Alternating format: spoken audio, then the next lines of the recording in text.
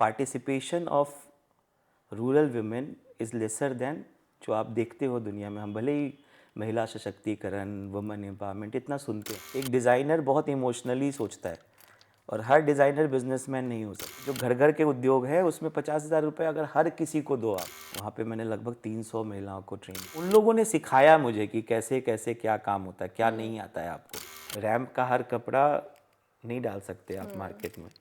Hi guys, this is Prachi Shastri, fashion designer and wardrobe stylist. So this series is all about creative people.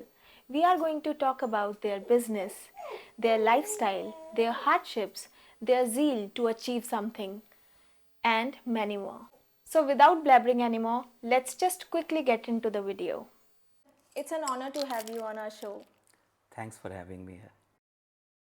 तो sir आप अपने और अपने business के बारे में कुछ बताइए।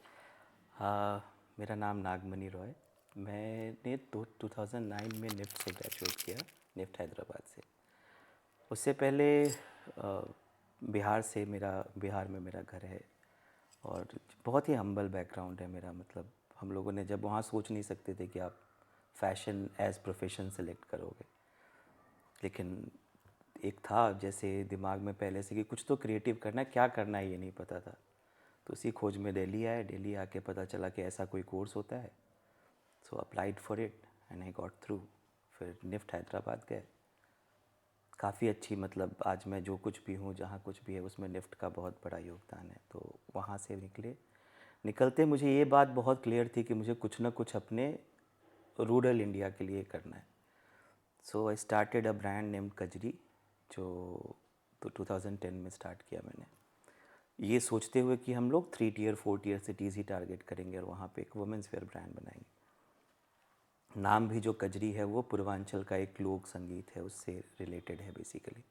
So it was always about that place that I lived like 10 years को। तो वहाँ पे मुझे वापस जाके फिर वहीं से स्टार्ट करना था, इसलिए नाम भी वहाँ से ही सिलेक्ट किया। करते करते चीज़ें ठीक चल रही थी, बढ़िया कर रहे थे हम लोग। लेकिन हम लोग स्केल भी बहुत अच्छा किए। काफ़ी सारे लोग आए गए, मिलते जुड़ते गए और बिज़नेस बढ़ता गया।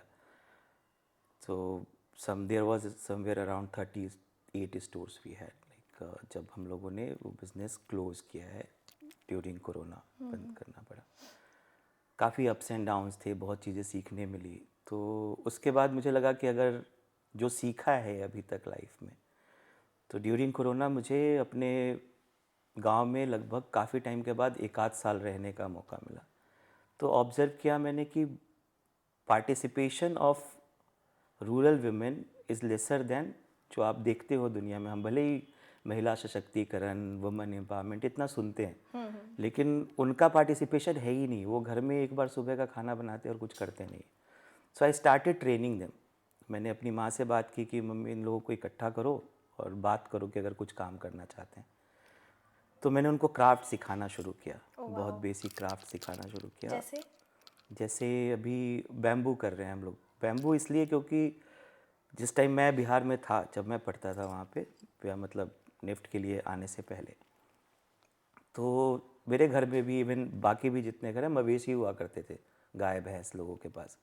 तो उनको चारा देने के लिए या खेत के किसी काम के लिए भी ना बांस की टोकरी वगैरह, ये बेसिक प्रोडक्ट है जो डे टू डे यूज़ में बहुत ही यूज़ में आता था।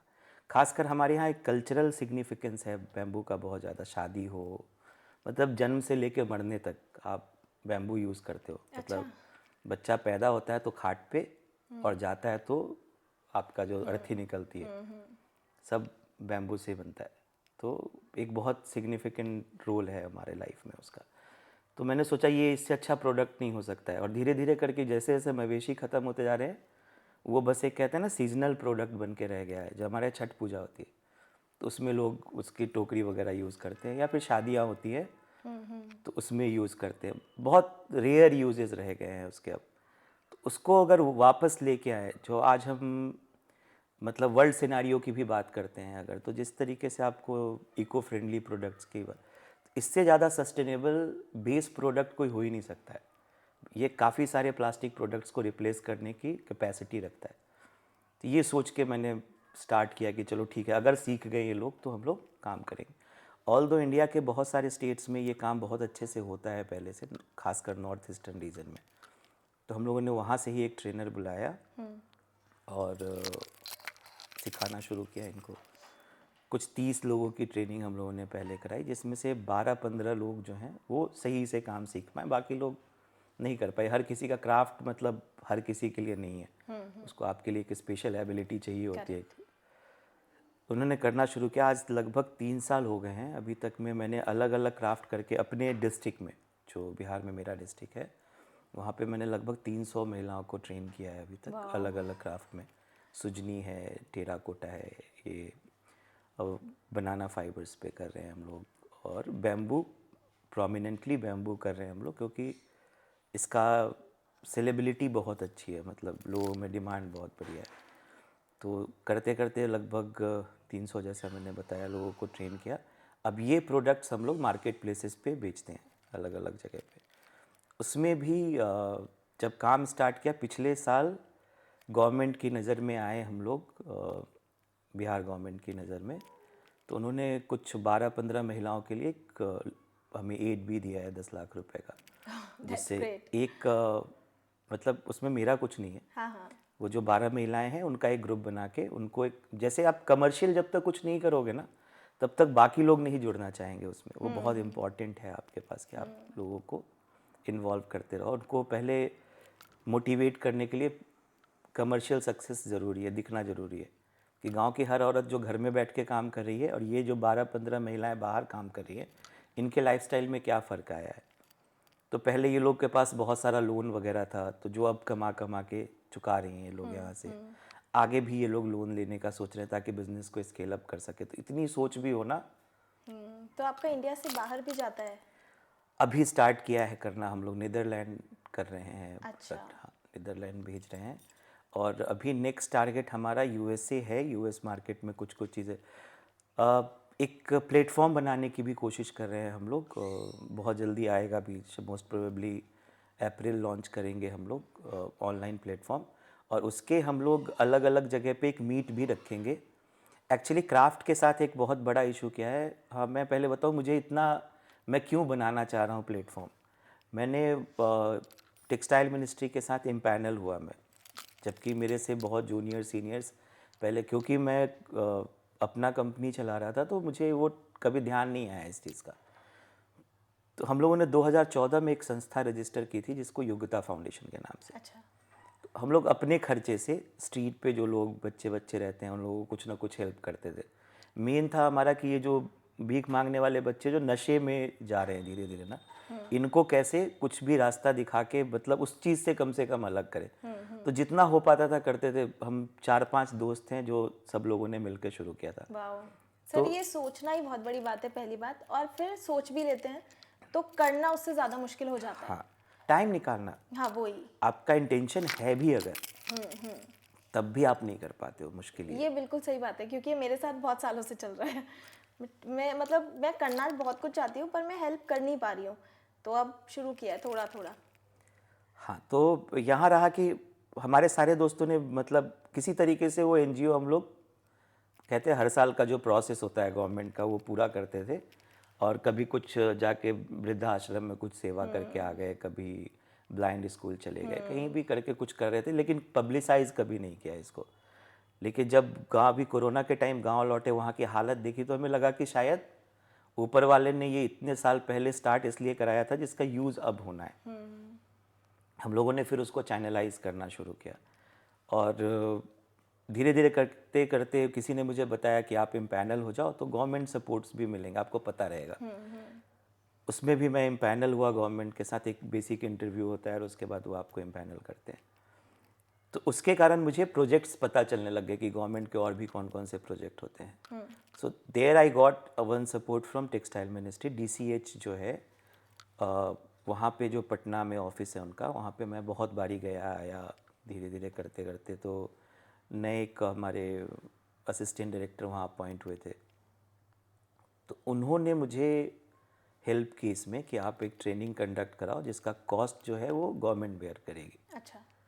तो वो एक टर्निंग पॉइंट था। उससे पहले जो भी मैं कर रहा था तो मैं लोगों को बुला के सिखाना, लोग कहते थे कि भाई आपके यहाँ अगर काम सीखने आएंगे तो हमारा घर कैसे चलेगा, मतलब कुछ तो उनको मिलना चाहिए, और आप अपने पास से कितना दे सकते हो किसी को। तो गवर्नमेंट का ये बहुत अच्छा स्कीम है समर्थ करके, उसमें डेली वेजेस 300 रुपीज़ मिलता है जो सीखने आता है उसको भी, अच्छा।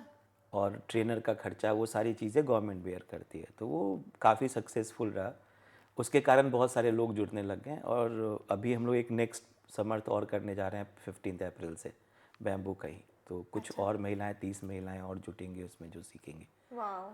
तो ये गवर्नमेंट का एक प्लस पॉइंट है जो कहीं ना कहीं से, जो पहले नहीं पता था। हाँ। तो मुझे लगता है कि सरकार की बहुत सारी नीतियां हैं जो है मार्केट में, लेकिन उसको चैनलाइज कैसे करना है ये लोगों को नहीं पता है, पहुँचे कैसे सही लोगों तक, वो इम्पॉर्टेंट है, और किसी ना किसी को ये जिम्मेदारी लेनी होगी। तो शायद मेरा बिजनेस ख़त्म होने से लेके फिर ये स्टार्ट होने तक में कह सकते हैं एक डिवाइन पुश है आपका, कि भगवान आपको गाइड करे, गाइड है, डिवाइन गाइडेंस है। कजरी अपैरल्स खत्म होने से। हाँ, लेके यहाँ तक में। तो स्टार्ट हुआ इधर, और एक बहुत लो टाइम था वो, मतलब आप 10 साल ज़िंदगी का देते हो किसी बिज़नेस को, सब कुछ बनाते हो, और आप फिर वो ख़त्म हो जाता है। कोविड में तो बहुत सारे बिजनेस गए हैं। हाँ, लेकिन उसके साथ साथ मुझे लगता था कि कहीं ना कहीं इनएफिशिएंसी नहीं बोलेंगे, लेकिन कहते हैं ना, एक डिज़ाइनर बहुत इमोशनली सोचता है, और हर डिज़ाइनर बिजनेसमैन नहीं हो सकता। तो वो एक कमी थी, मतलब आप जब ऑर्गेनाइजेशनल स्ट्रक्चर बनाते हो ना, तो उसमें कहीं ना कहीं वो कहते हैं ना, प्रोज एंड कॉन्स दोनों ही हैं उस चीज़ को। तो वो समझ में आना चाहिए कि आप सही लोगों को सेलेक्ट करो, कहाँ किसको प्लेस करो, एक स्ट्रक्चर बना, कब कितना स्केल करने के लिए कितने लोगों की ज़रूरत है, नहीं है, ये सब आपको नहीं पता होता, आप करते करते सीखते हो, और हर टाइम आपको वो मौका नहीं मिलता करने का। तो अच्छी लर्निंग थी एक तरीके से, बहुत महंगा MBA रहा मेरा एक तरीके से समझो तो। जो मैनेजमेंट कोर्स शायद करके आता तो मैं अलग कर सकता, ये कर कर के सीखा, वो एक अलग कह सकते हैं लर्निंग है अपने तरीके की। कोविड में बहुत लोग गए, बट जो लोग फिर वापस से उठे ना, उनका अच्छा हो गया। बहुत लोग अभी नहीं उठ पाए हैं कोविड के बाद भी। मार्केट कहते हैं ना, पता ही नहीं था, बहुत अनसर्टेन था कि क्या होगा नहीं होगा। एक बारी के लिए हम लोग भी सोच रहे थे कि दोबारा करें, लेकिन करोगे कैसे, आपका अगर फिर अच्छा हुआ कि नहीं किया लोगों ने, बहुत लोगों ने, नहीं तो फिर सेकेंड वेव आया, दोबारा से सब कुछ स्टार्ट कर कर फिर से 5-6 महीने बंद हो जाता, तो और हालत ख़राब होती लोगों की। तो वो एक तरीके से बताया ना, खुद कुछ नहीं कर रहे थे, वो सब होता चला गया अपने आप से।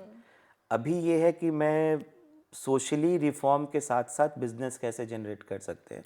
तो सोशल रिफॉर्म में लोगों को ना इकोनॉमिक इंडिपेंडेंस के बारे में समझाना बहुत ज़रूरी है। तो जब आप खुद वो झटका खाए रहते हो ना ज़िंदगी में, तो आपको उसकी वैल्यू ज़्यादा समझ में आती है, फिर आप वो चीज़ बहुत अच्छे से समझा सकते हो।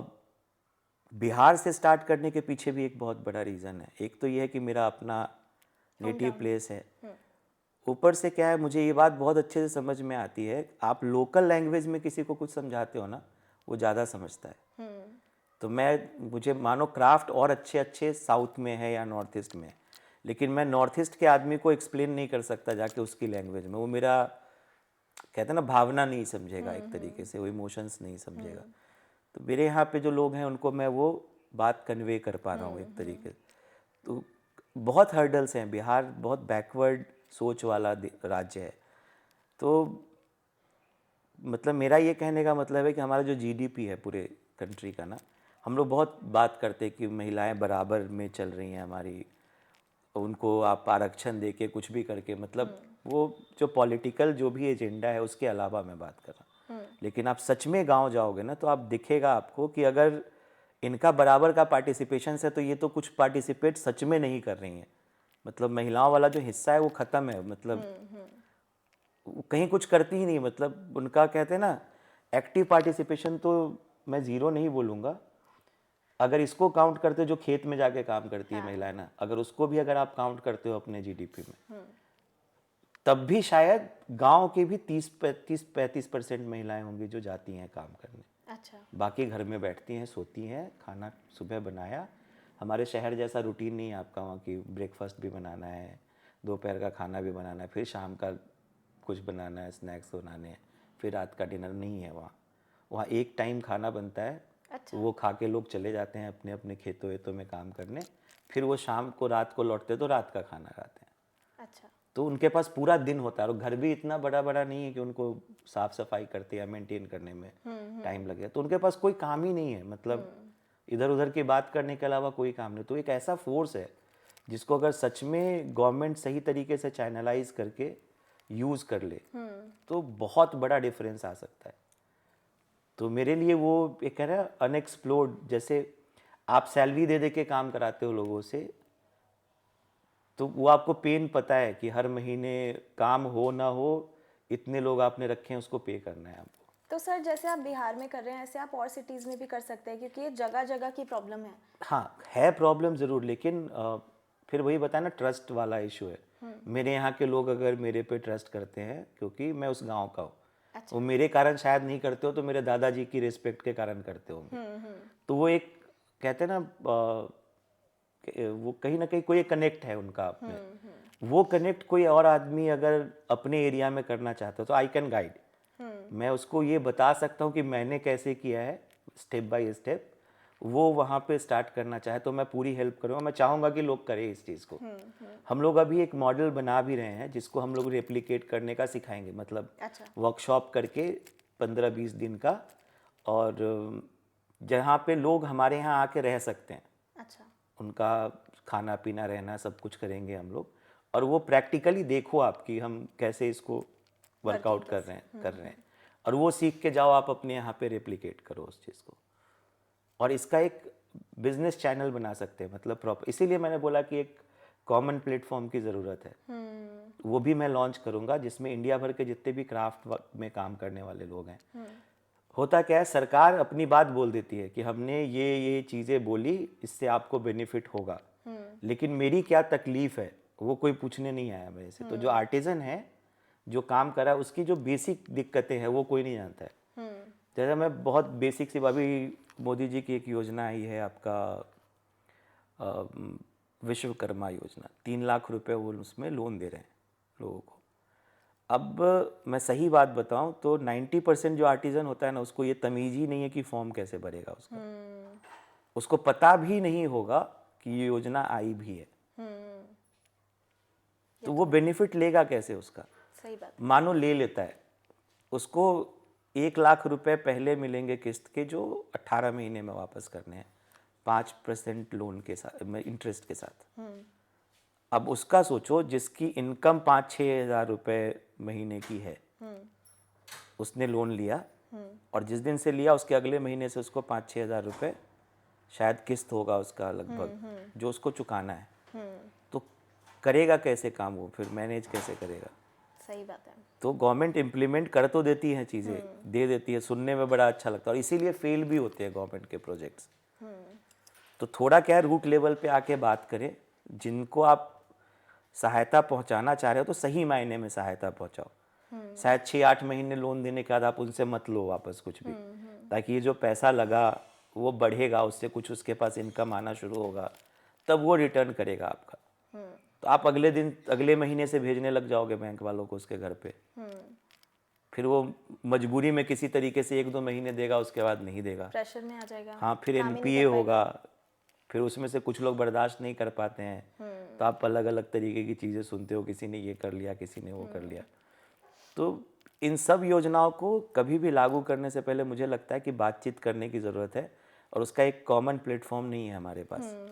तो मैं वो प्लेटफॉर्म तैयार करना चाहता हूँ, मतलब हम लोग सब लोगों को इकट्ठा करेंगे जिसमें गवर्नमेंट डेलीगेट्स भी होंगे, हम लोग भी हैं जो पार्टिसिपेंट्स हैं, जो ऐसे लोग हैं जो एनजीओस चला रहे हैं, जो इन लोगों को मतलब बेसिकली जोड़ते हैं मार्केट से, और जो सच में जिनको बेनिफिट गवर्नमेंट देना चाहती है, जो आर्टिज़न है, वो सब एक जगह इकट्ठा हों एक छत के नीचे और बात करें इसके बारे में खुल के। मतलब कोई उसमें बीच में फ़िल्टर लगाने की ज़रूरत नहीं है कि गवर्नमेंट ने बोला फिर वो आया, फिर एजेंसीज़ है बीच में, उसके बाद तब पहुंचता है वहाँ तक। तो आज जो इसका क्वेश्चन है, आप सामने से आंसर करो, आप मिनिस्टर हो, आपको पता है, पैसे दे रहे हो आप, लेकिन इस तक पहुंच क्यों नहीं रहा है? पहुंच रहा है तो किस वे में पहुंच रहा है? इसकी क्या परेशानी? इसको चाहिए पैसा तो कैसे चाहिए? और कोई ज़रूरत नहीं, उसको 3 लाख की ज़रूरत नहीं है शायद, उसके बदले आप हर किसी को 50-50 हज़ार दे दोगे तो छोटा उद्योग है, मतलब घर में काम करने वाले के लिए 50,000 रुपये का इनपुट बहुत बड़ा होता है। तो ये जो घर घर के उद्योग है उसमें 50,000 रुपये अगर हर किसी को दो आप, तो शायद सब में से मतलब आपको 100 में से 50 लोग रिटर्न करने वाले पक्का होंगे, और जो बाकी 50 खराब है ना, उनको ये सपोर्ट करके शायद उठा सकते हैं। 20-25% की गारंटी तो कोई नहीं लेगा, मतलब बड़े बड़े बिजनेसमैन लेके भाग जा रहे हैं पैसे, तो फिर उनका तो क्या, उनको पता ही नहीं है, वो जानते ही नहीं क्या कर रहे हैं। तो मुझे लगता है कि ये एक ज़रूरी है, इस पे भी करेंगे। तो सर जैसे आपका बहुत अच्छा चल रहा था पहले कजरी अपैरल्स, कितने स्टोर्स थे उसके पहले? 38। 38 स्टोर्स, जो कि बहुत बड़ी बात है। उसके बाद कोविड आया, उसमें आपका काम डाउन गया, फिर उसके बाद आपने ये ग्रो करा। तो इस सब के दौरान एज अ पर्सन आपके अंदर क्या चेंजेस आए? एक होता है ना आपका, जैसे जैसे मैंने बताया, हमारा बैकग्राउंड ऐसा था जो पहले बहुत अंडर कॉन्फिडेंट था मैं, जब मैं कॉलेज गया।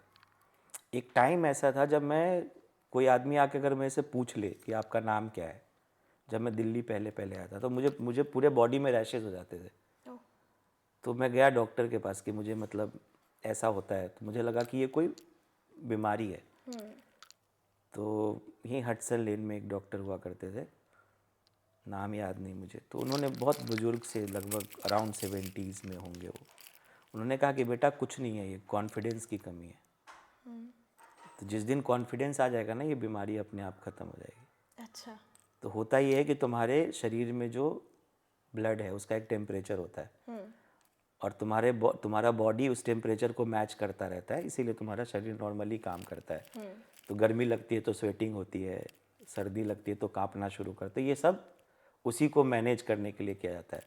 लेकिन इस केस में क्या हो रहा है कि जैसे ही तुमसे किसी ने कुछ पूछा, तुम्हारा कॉन्फिडेंस नहीं है उस चीज़ को जवाब देने के लिए, तुम्हारा बॉडी टेम्परेचर अचानक से बढ़ता या घटता है। जिसके साथ कॉप अप नहीं कर पाता उसको ब्लड को मौका नहीं मिलता, अच्छा, तो वो रिएक्शन करता है, और उसका रिएक्शन है कि रैशेज आते रैशेस हो हैं जाते हैं। तुमको।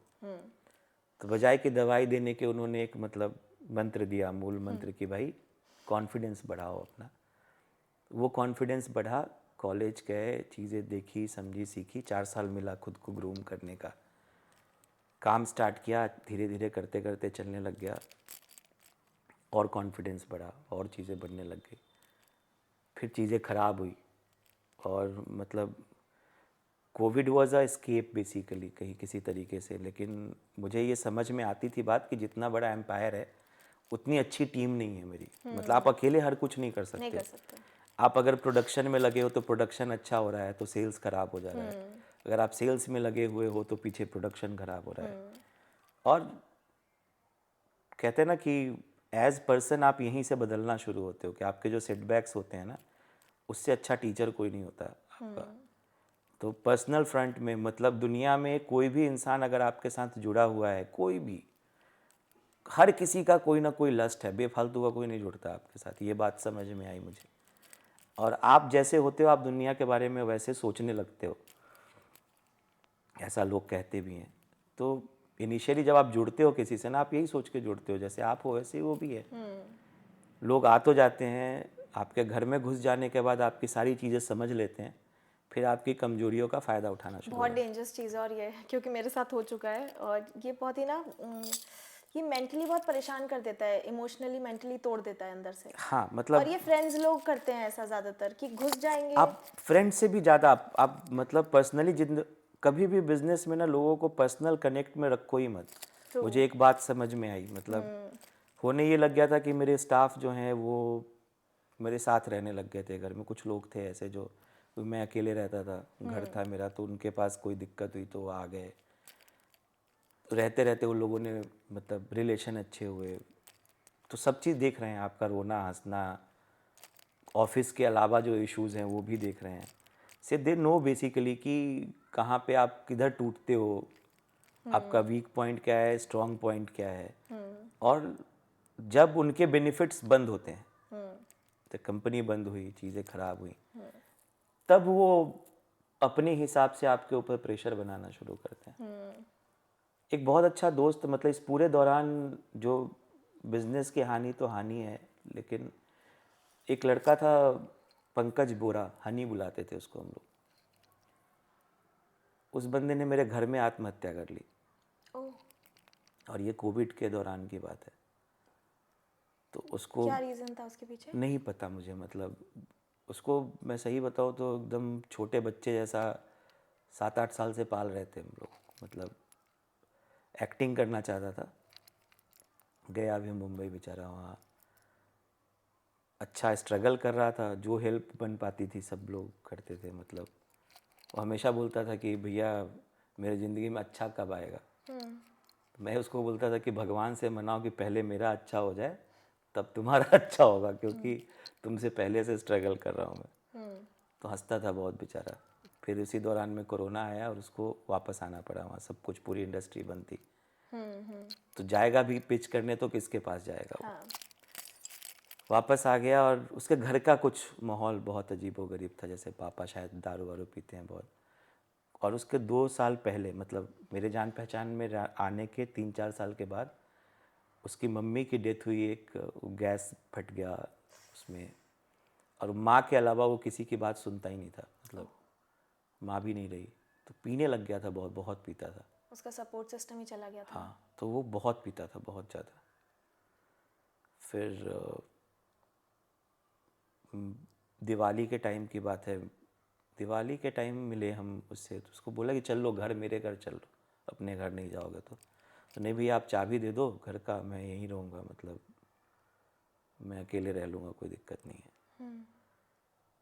तो चले गए। उसके कुछ 10-15 दिन बाद वो आखिरी बार मिला मुझसे। हम लोग कुछ एक मास्क का प्रोडक्शन करने की कोशिश कर रहे थे, उस टाइम मास्क बहुत बिक रहा था। कोई एक पॉलिटिकल पार्टी थी जिसका एक प्रोडक्शन आया हुआ था हमारे, तो मैंने उसको उसमें लगाया हुआ था कि चलो ठीक है, इसी बहाने कुछ काम करता रहेगा। अब कुछ भी बोलो, मतलब उस बंदे को कभी कोई शर्म थी ही नहीं, मतलब कैसा भी काम करता था लड़का। तो वो बंदा लगे लगे में अचानक पता नहीं क्या हुआ एक दिन, कि भैया मुझे कुछ पैसे चाहिए, कहीं तो जाना है। मैं दिए पैसे, वो लेके चला गया। 4 दिन तक उसने फ़ोन वोन नहीं उठाया।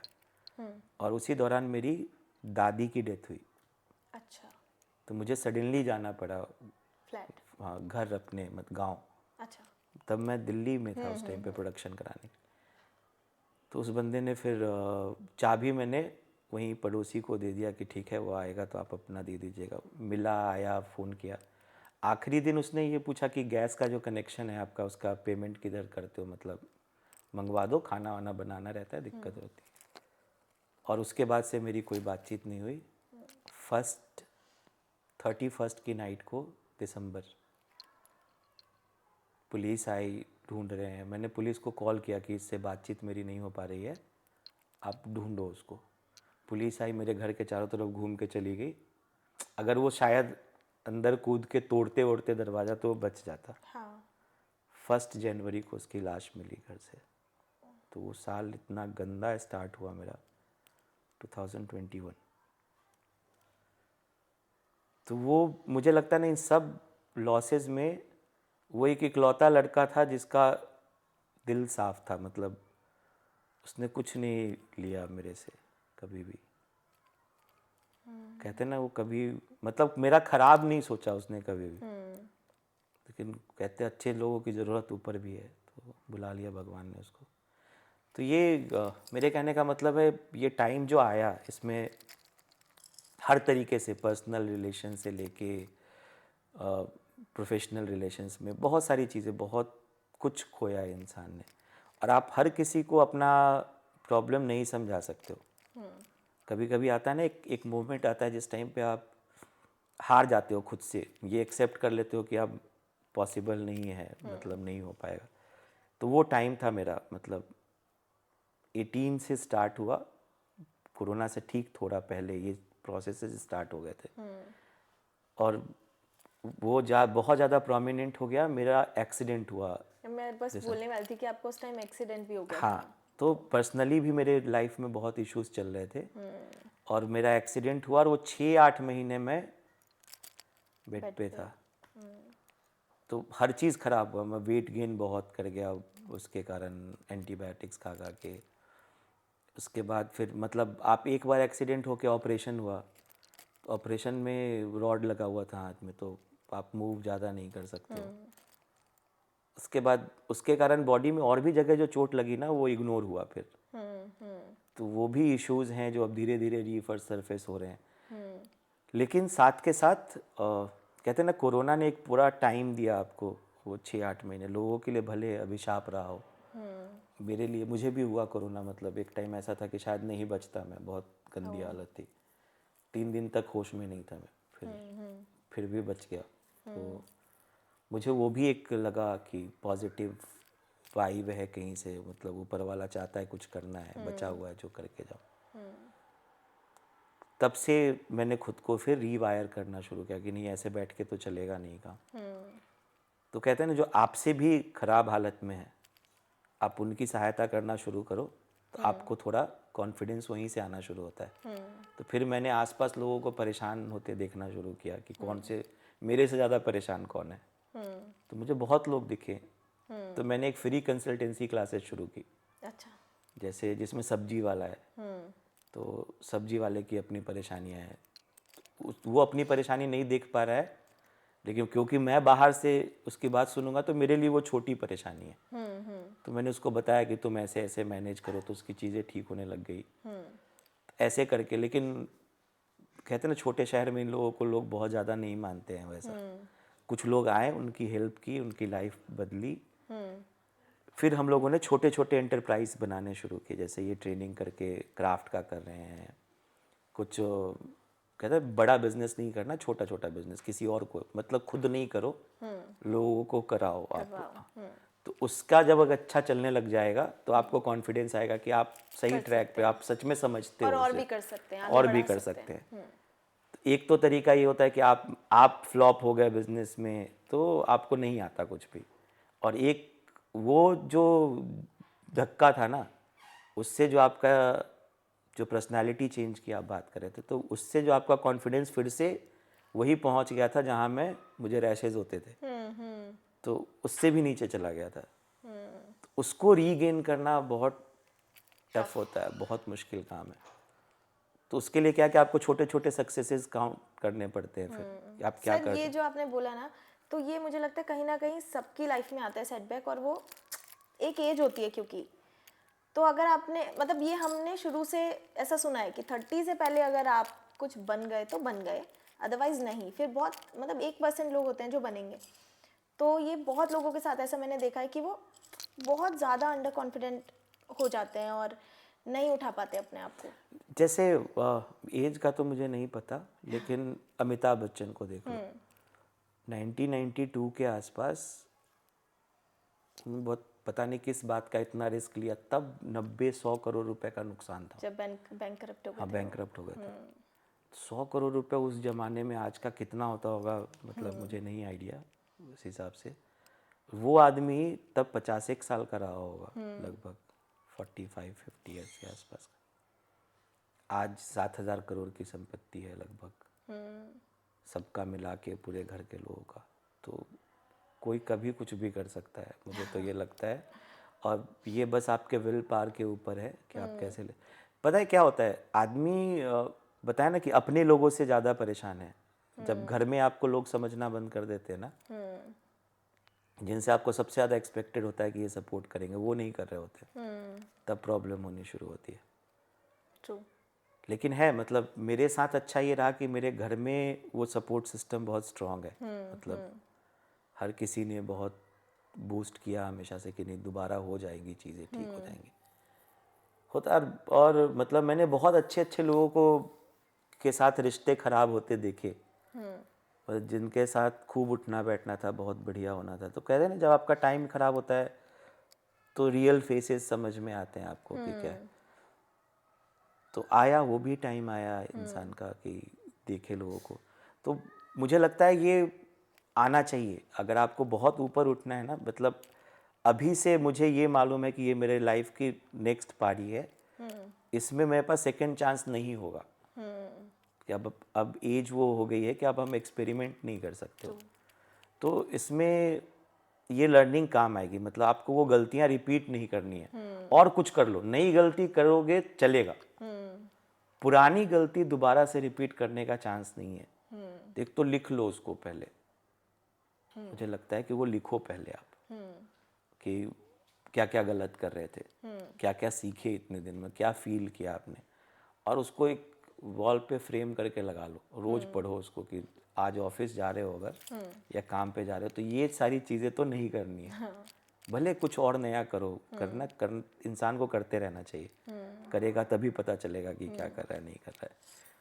दूसरा क्या है कि एक्सपोजर, कहते हैं ना, इस पूरे टाइम में एक बहुत बड़ा शिफ्ट आया टेक्नोलॉजी में। कोरोना के टाइम बाकी सब शांत था, लेकिन टेक्नोलॉजी शांत नहीं था। वो बदलता रहा, वो एआई आया, मतलब मेजर शिफ्ट आया पूरे वर्ल्ड में। तो जो कहते हैं ना प्रोडक्ट बेस्ड मार्केट था, जो ट्रेडिशनल तरीके से चल रहा, वो जरूर खराब हुआ, लेकिन उसी बीच में बहुत सारे ऐसे ब्रांड आए सब जो ऑनलाइन भी आ गया, ऑनलाइन ही आया और कोरोना के टाइम पे ग्रो करके 100 करोड़ का धंधा भी कर रहे हैं। तो ये भी समझ में आया कि आप जिस तरीके से काम कर रहे थे, एक तो कोई ज़रूरी नहीं कि तरीका सही ही होगा। आप हर जगह जहाँ आप मेहनत करते हो वो मेहनत मतलब सही डायरेक्शन में नहीं होगी अगर, तो उसका रिजल्ट नहीं आएगा वैसे। तो आजकल का जो बिजनेस का मॉड्यूल है ना, सबको क्विक रिजल्ट चाहिए, मतलब 6 महीने में आप क्या कमाल कर रहे हो वो इम्पोर्टेंट है। ये ऑनलाइन वाले में मुझे लगता है कि मेहनत तो है नो डाउट, बट थोड़ा सा लक फैक्टर भी है, और दूसरा कंसिस्टेंसी होनी चाहिए। तो फिर आपका 6 मंथ्स में बूम करेगा ही करेगा, फिर चाहे वो बिजनेस है या कोई पर्सनल पेज है। हाँ है, लेकिन ये सब बताया ना, टेक्नोलॉजी का इतना ज़्यादा इंटरवेंशन हो गया है ना, वही। हम लोग उस चीज़ से 10 साल पीछे हैं। हाँ। मतलब जो मेरी जनरेशन है, हाँ। उस जनरेशन के साथ प्रॉब्लम क्या है कि इसके साथ कॉप अप करना बहुत मुश्किल हो रहा है। मतलब आप फ़ोन चेंज कर लेते हो, फ़ोन की टेक्नोलॉजी समझने में आपको 2 महीना लगता है, शायद वो पूरे फीचर्स तब भी यूज़ नहीं कर पाते हैं। लेकिन आप कहना कि पहले पावर पॉइंट पे प्रेजेंटेशन बनती थी, आप बहुत सारे देर तक बैठ के ग्राफिक डिज़ाइनर एक ग्राफिक क्रिएट करता था और बहुत खुश होता था उस चीज़ के लिए, प्राउडली पैसे मांगता था उस बात का कि मैंने इतना टाइम लगा के आपका ग्राफिक करके दिया है। अब वो चीज़ कोई एआई सॉफ्टवेयर आया और वो 2 मिनट में करके दे रहा है आपको। एक्चुअली मैंने एक कभी एडवर्टीजमेंट देखी, मतलब प्रॉपर पूरा का पूरा वो मूवी बना हुआ है एआई पे, वो इंसान भी एग्जिस्ट नहीं करता है, मॉडल्स भी सारे नकली हैं, मतलब सब ऐसे ही बना हुआ है और इतना बढ़िया शूट किया हुआ है जिसका ये पूरा, जैसे आप अभी हम शूट कर रहे हैं, तो ये सारा सेटअप लगाने में इतना टाइम लगा, इधर करो, ये करो, वो करो। उनको कुछ करने की ज़रूरत ही नहीं है, वो एकदम परफेक्ट लाइटिंग के साथ साउंड सिंक वगैरह सब एडिट वेडिट करके और वो बना के दे रहे हैं। कोई खर्चा ही नहीं है उसमें। सच में ये तो है। तो आप इतना सारा कुछ कैसे सीख सकते हो तुरंत फिर, मतलब खासकर जब आपका बैकग्राउंड वो नहीं है। जब एआई आया था तो लोगों को था कि छोटी जॉब्स जाएंगी, बट अब एक्चुअली बड़े लोगों की जॉब्स जा रही हैं। मैं तो कह रहा हूँ कि जो फिल्में बन रही हैं जिस तरीके से, कुछ टाइम के बाद एक अलग इंडस्ट्री होगी जो एआई बेस्ड फिल्में बन रही हैं, उनकी एक अलग इंडस्ट्री होगी जो कम बजट में हो सकता है फिल्में सच बनाएंगे। हाँ, जो एक्टर बेसिकली एग्जिस्ट करता ही नहीं है, उसको हायर कर करके वो 10 नए एक्टर पैदा करेंगे, 10 एक्ट्रेसेस पैदा, उनकी ज़िंदगी अलग चल रही होगी। अभी कुछ टाइम पहले मेरे कज़न ब्रदर्स हैं जो, मतलब सबकी एज मेरे से 10 साल का डिफरेंस होगा, 12 साल 15 साल का डिफरेंस।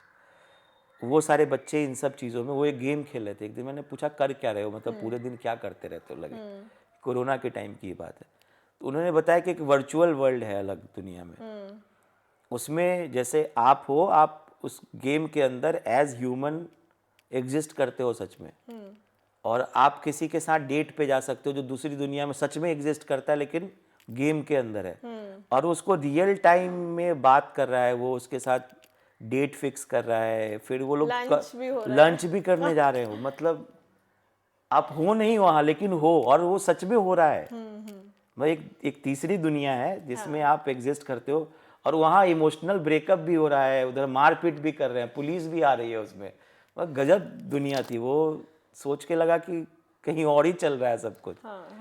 तो ये बहुत फास्ट है सब कुछ, तो जितना तेज बदल रहा है ना, कहीं ना कहीं जाके रुकेगा, मतलब पता नहीं, पर ये सब चीज़ों से, ऐसी वाली टेक्नोलॉजी से मुझे थोड़ा डर ही लगता है कि सबको लगता है क्या डर, होगा आपको ही नहीं फ्यूचर लगता में है? ऐसा। जैसे अभी एलन मस्क जो है, एलन हाँ। मस्क का फैक्ट्री है, उसमें किसी रोबोट ने मर्डर कर दिया किसी का, ओ। स्टाफ का, मतलब वो अच्छा। ऑटोमेशन पे चलता है रोबोट, वो सब कुछ बनाता था और वो बेकाबू हो गया ऐसे ही, नहीं पता चला वो क्या कर रहा है नहीं कर रहा, उसको कोई कंट्रोल नहीं कर पा रहा था। अब ये न्यूज़ बड़े लोग हैं, अब मुझे नहीं पता ये कितना सही है नहीं है, लेकिन बहुत फ्लोट कर रहा है इंटरनेट पे और उसको भी डर लगता है उस चीज़ से। अब ये सोचो, उन्होंने एक न्यूरोलिंक करके एक कंपनी बनाई है जिसमें आपके दिमाग में एक चिप लगा के आपको ट्रेन के, आपको कुछ भी सीखना है वो चिप लगा लेगा, आप सीख जाओगे। और उसका शायद उन लोगों ने ह्यूमन टेस्टिंग कर भी ली है। मतलब मुझे ऐसा लगता है क्यों ही ग्रो करना है इतना, क्यों ही ये सारे एक्सपेरिमेंट करने हैं जो ह्यूमैनिटी को ही नहीं मार तो देंगे किसी फिर दिन। आप किस काम के रह जाओगे, मुझे तो ये नहीं समझ में आता है। फिर तो हाँ। जो लोग वो यूज़ नहीं करे वो सब तो कीड़े मकोड़े हैं फिर। हाँ। मतलब एक बंदा है जिसके पास ज़्यादा जीबी का कार्ड है, उसको सब आता है, तो वो लगा के बैठ जाएगा, वो सब कुछ करके आएगा, एग्ज़ाम में टॉप करेगा। तो वो बेसिकली आप चैलेंज कर रहे हो नेचर को। हाँ। तो मुझे लगता है कि हम सब लोग जो भी उस चीज़ में नहीं जाना, एक तरीका है कि आप भागो उसके पीछे, सीखो उसको और वही करो जो वो कर रहा है। एक तरीका ये है कि शांत हो जाओ, जो मैंने अपनाया है, मुझे नहीं भागना उस तरफ, मैं नहीं सीखना चाहता हूँ क्या हो रहा है नहीं हो रहा है। मुझे ये देखना है कि मेरे पास लाइफ के शायद आधा जी चुका हूँ मैं, आधा और बाकी है। तो इस आधी लाइफ में मुझे आराम से जीने के लिए क्या क्या चीज़ें चाहिए, तो डेली एक तो रूटीन मेंटेन करने के लिए क्या चाहिए होगा वो इम्पॉर्टेंट है। और मेरा बड़ा शौक है कि मैं अलग अलग कल्चर देखूं जाके, तो दुनिया में जितनी कंट्री जा सकता हूँ, मतलब स्टार्ट एशिया से करूँगा, मुझे पहले यूरोप जाने का कोई शौक नहीं है। अच्छा। तो मैं गरीब गरीब कंट्रीज़ पहले घूमना चाहूँगा, जहाँ जाके, जहाँ गरीब कंट्री वहाँ कल्चर अभी भी ज़िंदा है, जो अमीर हैं वो बदलते रहते हैं, अपना हिसाब चेंज होता है, तो वो कल्चर समझूंगा मैं जा जाके। तो कल्चर समझने के लिए पहले मैं मूवीज़ देखा करता था, अच्छा। कोरियन, आपका चाइनीज़, जापानीज़, सब देखो अलग अलग तरीके, ईरानियन मूवीज़ बहुत अच्छी होती हैं, तो उसको देख देख के समझ में आया। लेकिन अब लगता है कि जाओ सामने जाके देखो और उसको, उससे रिलेटेड कोई एक प्रोजेक्ट करो अपनी लाइफ में। तो सर ये जो आपकी सोच है ये मतलब आई कहाँ से? ये आपकी फैमिली से आई, वहाँ भी ऐसा सोचते हैं लोग या क्या? नहीं, ऐसा नहीं सोचते लोग, शायद जैसे फैमिली टू फैमिली डिपेंड करता है, मैं, मेरी फैमिली में क्या था, फिर चाहे आप बिहार से हो या कहीं और से तो। नहीं, मेरे दादाजी हाई स्कूल में मतलब प्रिंसिपल थे, पापा मेरे बिजनेस ही कर रहे हैं और बहुत अच्छा बिजनेस नहीं चल रहा था इधर, फिर बीच में ठीक चल रहा था, उनका बहुत उलट पलट चलते रहता है लाइफ में। हाँ, लेकिन ये है कि उनकी सोच में आर्ट के लिए जगह है शुरू से। तो पापा गाते बहुत अच्छा थे, तो वो पहले सिंगर बनना चाहते थे कि दादाजी ने जाने नहीं दिया। अच्छा। तो कहीं ना कहीं मुझे लगता है कि वो एक सब में ट्रांसफ़र होता है आपका। मेरा भाई है, he is into film making, तो वो भी मतलब वहाँ से उसी बैकग्राउंड से निकल के वो भी अच्छा कर रहा है, अपना वो चीज़ें बना रहा है। तो मुझे लगता है हम दोनों भाइयों ने थोड़ा अलग हट के करने की कोशिश की।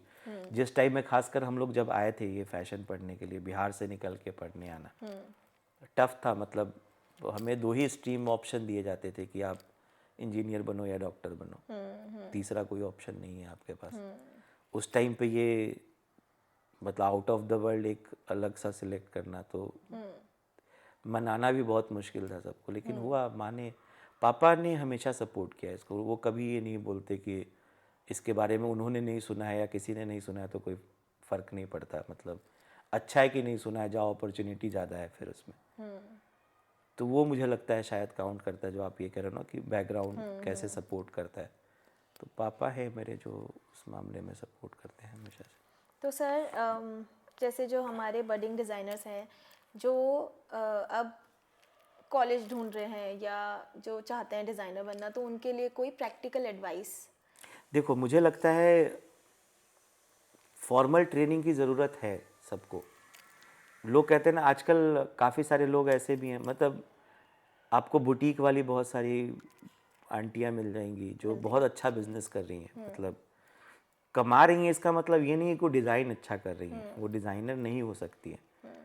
तो एक तो तरीका है कि अगर आपको पैसा कमाने के लिए इस फील्ड में आना है तो फिर तो स्टार्ट कर लो, कहीं से पढ़ो, पैसे है आपके पास, पैसा लगाओ, आपका सर्कल है, चलने लग जाएगा बिजनेस, आप कमाने लग जाओगे। एक तरीका है कि आपको सचमुच लाइफ में कुछ क्रिएट करना है, जो ये बड़े नाम सुन के आप आते हो बिजनेस में, तो उसके लिए आपके पास एक फॉर्मल ट्रेनिंग की आवश्यकता है, मतलब कहीं से तो वो आप निफ्ट जाओ, कहीं से भी करो। मैं ये नहीं बोलूँगा कि निफ्ट ही सबसे अच्छा पढ़ा रहा है या फिर एनआईडी ही बहुत अच्छा पढ़ा रहा है। आजकल बहुत सारे ऑप्शंस हो गए हैं आपके पास, पढ़ो, समझो, पहले बेसिक समझो और ये जानने की कोशिश करो कि आपके अंदर स्पेशल क्या है। एक कहता है ना ऑब्जर्व करने की क्षमता, जैसे ये सामने एक ये लैंप पड़ा है, आप इसमें क्या देखते हो वो आपका अपना थॉट प्रोसेस है, मैं इसमें क्या देखता हूँ ये मेरा अपना थॉट प्रोसेस है। जिस दिन आप ये जान जाओगे ना वो कौन सी कॉमन चीज़ है जो आप हर चीज़ में देखते हो, तो वो आपका स्ट्रॉन्ग पॉइंट है और उसको की फैक्टर बना के आप डिज़ाइन करना शुरू करोगे तो वो यूनिक होगा और तब आप उसको बेच पाओगे। तो मेन इम्पॉर्टेंट ये कि आपको दिमाग को ट्रेन करना है, अपना जो आपके अंदर स्ट्रेंथ है उसको अपनी की ढूंढने में, वो की ढूंढने की ही बहुत लोगों को नहीं मिल पाती है नहीं, टाइम क्योंकि से। सोचते ही नहीं है लोग उस बारे में ना।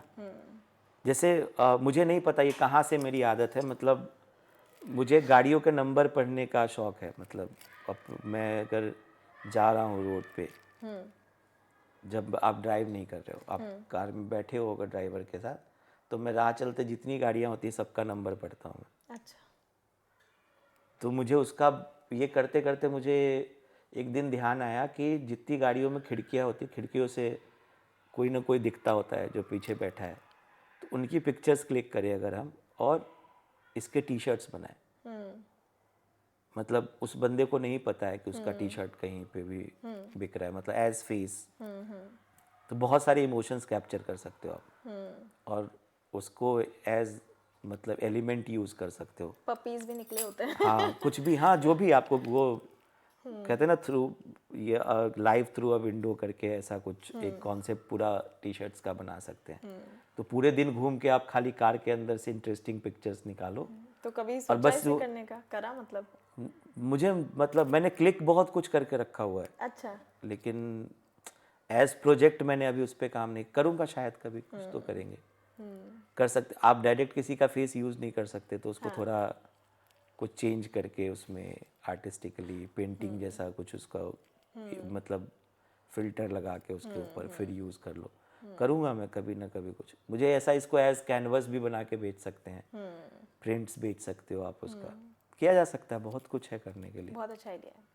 तो मैं जैसे ये आइडिया इसलिए आया क्योंकि मैं नंबर्स पढ़ता था, तो मैं क्या बोल रहा हूँ कि आपको भी वो देखना पड़े। किसी को स्मेल बहुत अट्रैक्ट करता है, तो आप लिख सकते हो कि आपको कौन सा स्मेल सही लगता है, जैसे समझ में आता है, और कहीं से भी गुजरते हो तो आप मेंशन कर सकते हो, नोट बनाओ उसका।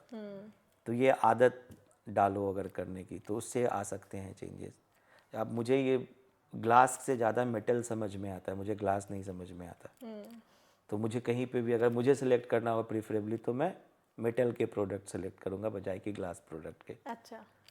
तो आपको पता है कि आप क्या करोगे, ये सोचने की ज़रूरत है। मुझे ग्लासेस और रोज गोल्ड, मतलब ये सब कुछ, नहीं तो फिर ये फ्लावर्स। हाँ तो ये मिक्स हो गया, rose gold is metal, glass glass है फिर। हाँ। तो मुझे ये प्रिसाइजली पता है कि मुझे मेटल चाहिए। अच्छा, मुझे ये सारा कुछ मिक्स चाहिए। नहीं हाँ, तो ये गलत नहीं है, हाँ। एस्थेटिक कुछ भी हो सकता वो है कि इन्हीं सब चीजों से कॉम्बिनेशन मिलके का भी हो एस्थेटिक सकता बनता है। है। हाँ। डिज़ाइन में मुझे एक कहते हैं ना, कुछ गलत या सही डिज़ाइन नहीं होता कभी भी, कभी नहीं होता। ये कोई बोलता है अगर तो गलत बोलता है। हो सकता है कि जो आपके लिए अच्छा है वो मेरे लिए ख़राब है, कोई मेरे लिए अच्छा है वो आपके लिए ख़राब है। तो आप किसी को ये तुम्हारा ख़राब डिज़ाइनिंग है, हाँ हाँ। ये बुरा डिज़ाइन नहीं होता कुछ भी। डिज़ाइन तो डिज़ाइन है, वो नहीं काम कर रहा वो एक अलग बात है। जिस दिन आप ये समझ जाओगे कि काम करने वाले डिज़ाइंस कौन कौन से हैं, तो उसी बात के पैसे मिलते हैं आपको फिर। तो आप जिस दिन फंक्शनल डिज़ाइन, कोई भी पर्पस सॉल्व करता होगा अगर आपका डिज़ाइन, तो मिलेगा इंसान को। गारमेंट खाली ये सोच के आदमी बिजनेस में जाए अगर या सीखने जाता है कि वो गारमेंट का डिज़ाइनर बनेगा, बहुत मुश्किल है कि वो बहुत ज़्यादा कुछ सीख पाएगा। टफ है। मतलब मैं आज भी शर्त लगा के बता सकता हूँ 95% लोग जो इंडस्ट्री में हैं उनको पैटर्न मेकिंग नहीं आती है, जो बेसिक है। 4 साल की डिज़ाइनिंग पढ़ने के बाद भी मैं लिख के दे सकता हूँ नहीं आती है। उनको पता ही नहीं है कि क्या बन रहा है। तो आप कलर समझते हो, प्रिंट समझते हो, आप स्टाइलिस्ट अच्छे हो सकते हो शायद, आप डिज़ाइनर होने का मतलब आपको कंस्ट्रक्शन समझ में आता है पूरा। इंडिया के डिज़ाइनर्स को देखते हो क्यों नहीं घुसते हैं, वो इक्के दुक्के कुछ होगा। गौरव गुप्ता है, एक मॉर्फ करके है, क्या नाम है उनका, नाम भूल रहा हूँ, अमित अग्रवाल। ये सब कुछ लोग हैं जो सच में स्ट्रक्चर पे काम करते हैं। इनको पता है, ये लोग पैटर्न मेकिंग जानते हैं। लेकिन बाकी जितने लोग हैं, वो लहंगा 20 किलो का 50 किलो बनाओ, 50 का 100 किलो बनाओ, इधर अजरक प्रिंट के ऊपर ये डाल लो, इसके ऊपर वो डाल लो, मतलब शीशा के बदले सरोस्की लगा लो, कुछ तो कर लो। मतलब जितना महंगा काम, जितना भारी काम दिखेगा उतना बढ़िया डिज़ाइनर हो गया, यही चल रहा है। तो इंडिया में लगभग सब डिज़ाइनर सेम काम, जितने पोस्टर्स देख लो मार्केट में जाके 90% के शेरवानी लहंगे सेम ही होते हैं। तो उसमें कुछ भी इनोवेटिव निकल के तो नहीं आ रहा। मैंने जैसा ये 2 लोगों के नाम, मैं ऐसा नहीं बोला कि और नहीं होंगे, ये 2 मुझे प्रोमिनेंट दिखते हैं जो काम कर रहे हैं ऐसा। कुछ लोग बहुत एलिगेंट काम भी, एक अब्राहम एंड ठाकुर करके एक वो डिज़ाइनर का डिज़ाइनर डुओ है, वो बहुत अच्छा करते हैं। शांतनु निखिल, तो वो टिपिकल वैसा ही काम नहीं करते। तो एक तो सिंपल कपड़े बनाना भी बहुत टफ काम है। अगर आपको कोई बोले कि वाइट शर्ट डिज़ाइन करो, तो आपके दिमाग में कुछ नहीं आएगा, इसमें डिज़ाइन करने का क्या है। अगर उसमें आप एलिमेंट्स दे सकते हो, then you are a good designer. फिर मतलब मैं नहीं बोल सकता कि कोई ख़राब डिज़ाइनर होता है, तो मैं खुद को कॉन्ट्राडिक्ट तो जो अपना बिजनेस स्टार्ट करना चाहते हैं तो पर बहुत ज़्यादा नॉलेज नहीं है, तो उनको मिनिमम कितने अमाउंट से स्टार्ट करना चाहिए? देखो, ये अमाउंट वाली बात ही गलत है। फिर एक नहीं, तरीका होता है एक कि होता आप है पहला ऑर्डर लो। एक होता है कि हमारे पास पैसा है, ठीक है, और हमें लगाना है, लेकिन हमें डायरेक्शन के लिए हम बहुत ज़्यादा क्लियर नहीं है। आजकल जो प्रॉब्लम चल रही है वो क्लैरिटी के ऊपर ही है ज़्यादातर। ये जैसे आपने विजन वाली बात बोली ना कि एक ग्लास या मेटल या रोज़, तो मैं वही बोलना चाह रही हूँ कि जिससे सामने वाले इंसान का लॉस भी ना हो।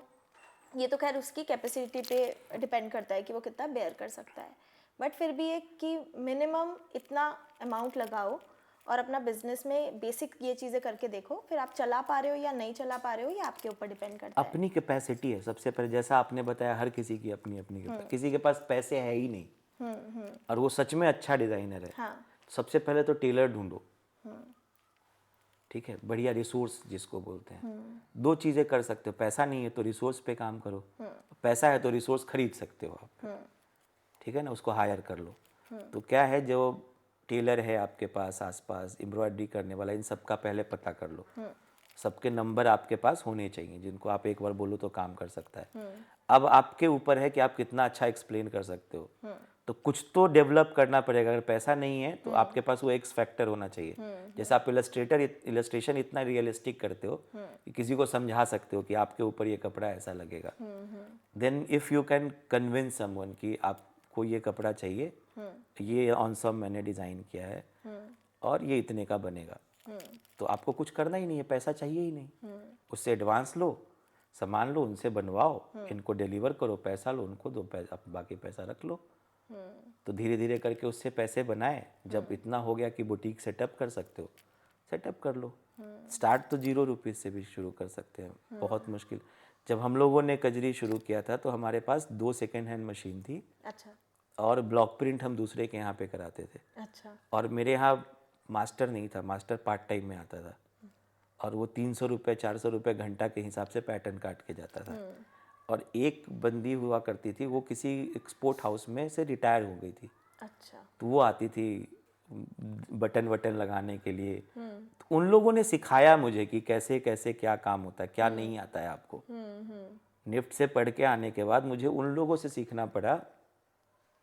तो जिनको प्रैक्टिकल नॉलेज होता है ना कि धागा कैसे मैच करते हैं, रखना कहाँ होता है, तो उसके लिए रैक मंगवाओ, इसमें तो एक एक करके वैसे वैसे जोड़ते। हमारे टाइम पे एक बुक हुआ करती थी, सबके उसको बोलते हैं ना, फैशन बिजनेस का इंसाइक्लोपीडिया है वो, फैशन टू कंज्यूमर करके ऐसा कुछ है। अच्छा।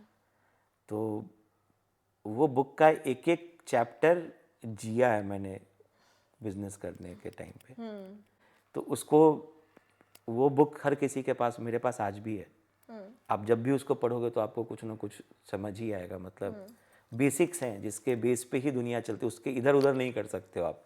तो पहले तो वो रूल समझो कि काम कैसे करता है इंडस्ट्री ये, और उसके बाद क्या नया कर सकते हो वो करो आप। तो वो जब पढ़ते थे तब नहीं समझ में आता था, वो एग्जामिनेशन में उससे क्वेश्चन पूछते थे, तो रट के नहीं गए हो तो नहीं लिख सकते हो। तो आज समझ में आता है, जब प्रैक्टिकली करते हो तो एक एक पेज आपको जीना पड़ता है। वो जो लिखा है उसमें वो बकवास नहीं है। तो मेरे कहने का मतलब है, या तो करके सीखोगे या वो बुक पढ़ लो जब पढ़ाया जाता है, तो बाहर निकलते इतने समझदार रहोगे कि कर लोगे। और आज का ज़माना आसान है, एक इंस्टाग्राम पे पेज बना के बिजनेस स्टार्ट किया जा सकता है। आपके पास अगर सिलेक्शन कैपेसिटी भी अच्छी है ना, तो प्रोडक्ट मार्केट से सिलेक्ट करो 50,000 का ही, उसको अच्छा शूट करो, बढ़िया वर्ड्स में लिखो, बढ़िया प्रमोट करना अगर आपको आता है तो आप उसको बेच के वहाँ से स्टार्ट कर सकते हो बिजनेस। ये भी बहुत अच्छा आइडिया है। हाँ, तो कोई ज़रूरी नहीं कि हर चीज़ पहले बनाएंगे, इसी चक्कर में बहुत सारे डिज़ाइनर बर्बाद हो जाते हैं, डिज़ाइनर बन ही नहीं पाते।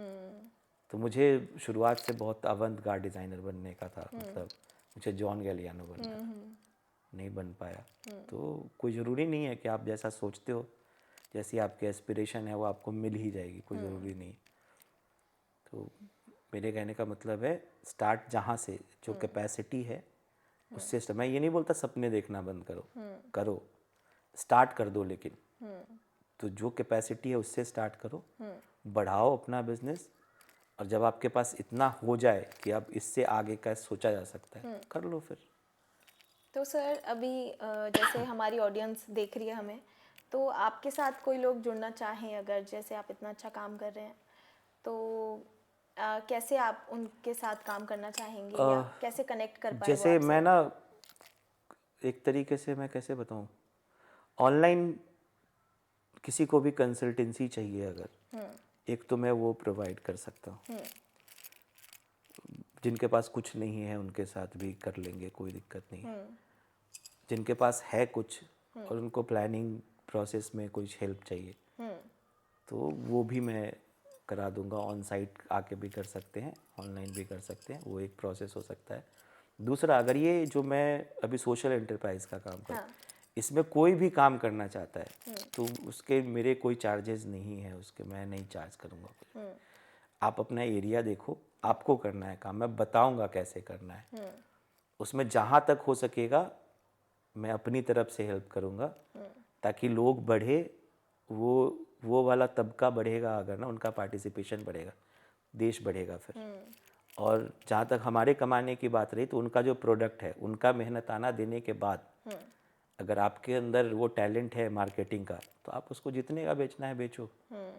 अब अंबानी आ गए हैं क्राफ्ट बिजनेस में, स्वदेशी करके एक ब्रांड है उनका, वो बेचते हैं। तो उनके पास जब सोचो, वो बेफालतू का किसी बिजनेस में नहीं आते। तो अगर वो लोग आ रहे हैं ना, तो बहुत पोटेंशियल है बिजनेस में। तो उनका अगर 1% भी कर लोगे काम तो चलेगा। तो मुझे लगता है कि ये, इसमें ऐसा बिजनेस है जिसमें आपको हर महीने किसी को पेमेंट नहीं करने का टेंशन नहीं है। वो जितना प्रोडक्ट बना के देंगे उतने की पेमेंट करो, उतना ही बेचो, फिर और लोग जोड़ो ताकि प्रोडक्शन बढ़े। बहुत अच्छा क्या है गांव की औरतों के साथ काम करने का, वो घर का काम करने के अलावा जो टाइम बचता है बीच में, उतने टाइम में जो वो प्रोडक्ट बनाती है ना, हम वही बेचते हैं।